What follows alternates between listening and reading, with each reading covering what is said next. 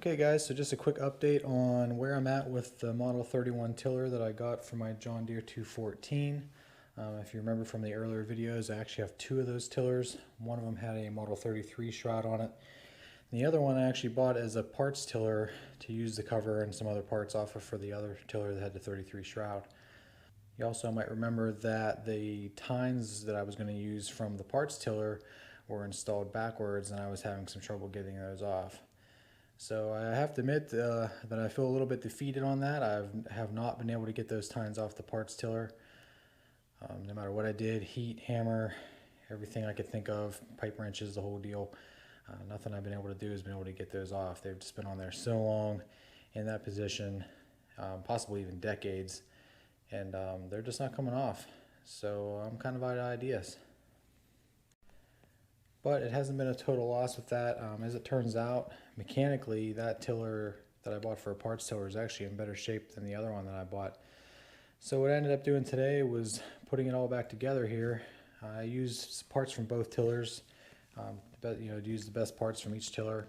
But primarily, this final tiller here consists of what was actually supposed to be the parts tiller. So it has the cover off of the Model 31. Basically all the covers and hardware off of the Model 31, including the chain case and everything else. From the original tiller that I bought, we are using the pulleys from that, both the idler pulley and the large external pulley there, and the lift arm and such. There's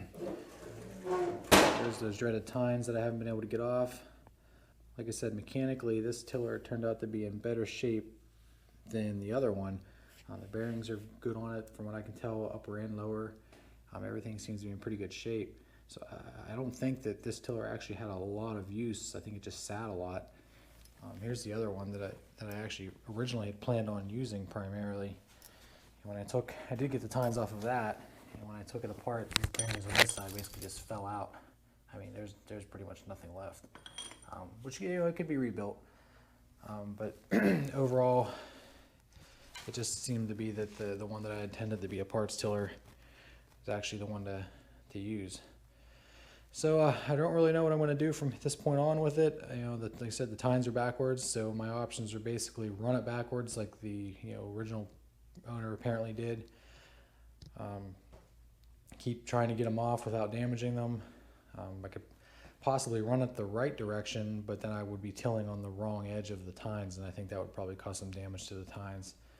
So for now, I've left the pins out of them, and if I do end up using it, I'll probably run them reverse like it was being done originally, and hope maybe using it with the pins out will free them up and go from there.